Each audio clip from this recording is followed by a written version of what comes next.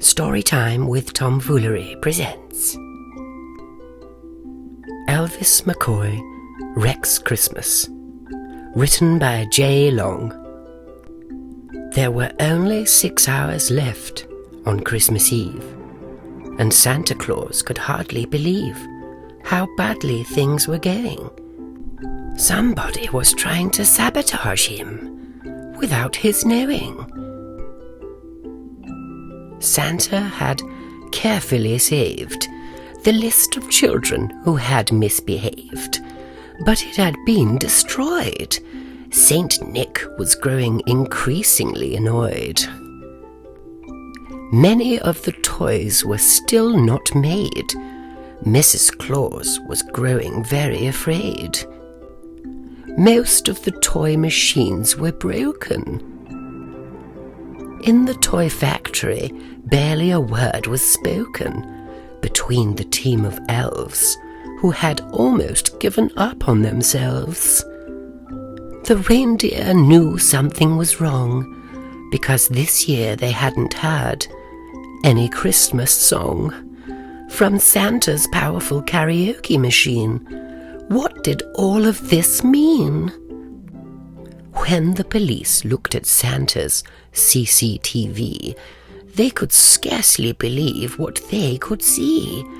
There was one naughty elf called Elvis McCoy who had tried to ruin Christmas for every girl and boy.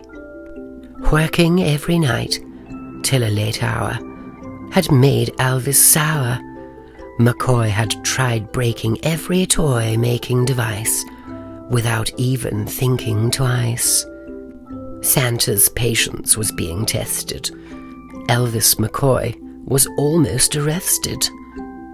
Santa decided not to send Elvis to the police station. He would need every elf's help to get out of this sticky situation. With only 3 hours to go, Santa was out in the snow. Fixing up his sleigh, he soon had to be on his way. Elves mended damaged wiring and tightened loose screws as they came to terms with the news. They were shocked by what Elvis had done. It was a nasty surprise for everyone. 2 hours later, following a loud spluttering noise, the largest toy machine spat out the last of the toys. Santa's little helpers quickly wrapped the presents up nicely and labelled where they should go precisely. Elvis volunteered to be the chief elf on the sleigh.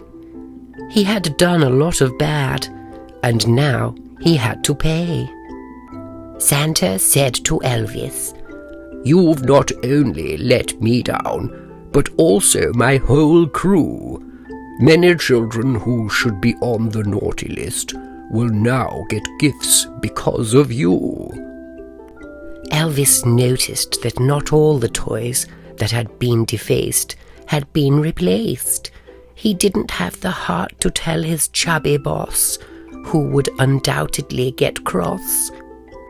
The first stop was Australia, which was so hot and warm, unlike Lapland, where there had been a snowstorm.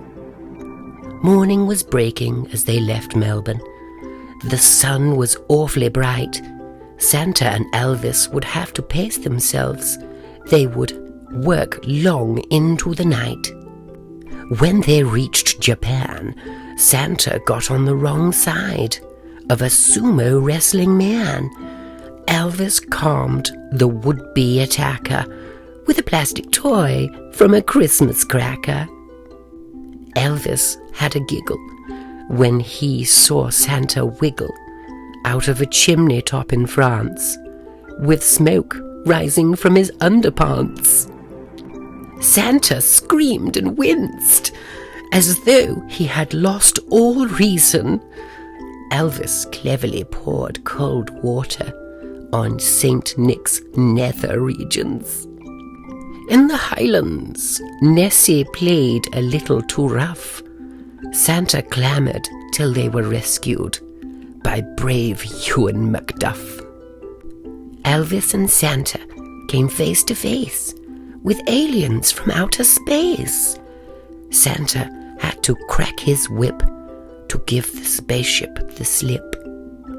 In the back of the sleigh, 2 puppies had barked all the way, from Waikiki to Hudson Bay.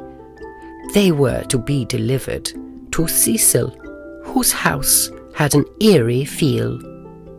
As he approached a wooden cabin near Winnipeg, Santa nearly got bitten on the leg by an enraged black bear. Luckily, the Royal Canadian Mounted Police were there.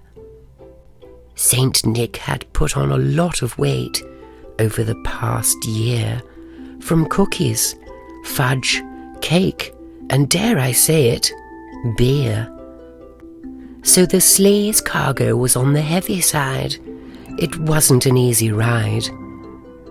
Near Sicily, there was a lot of commotion when they lost control and landed in the ocean.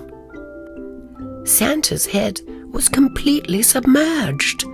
The sleigh was steadily sinking.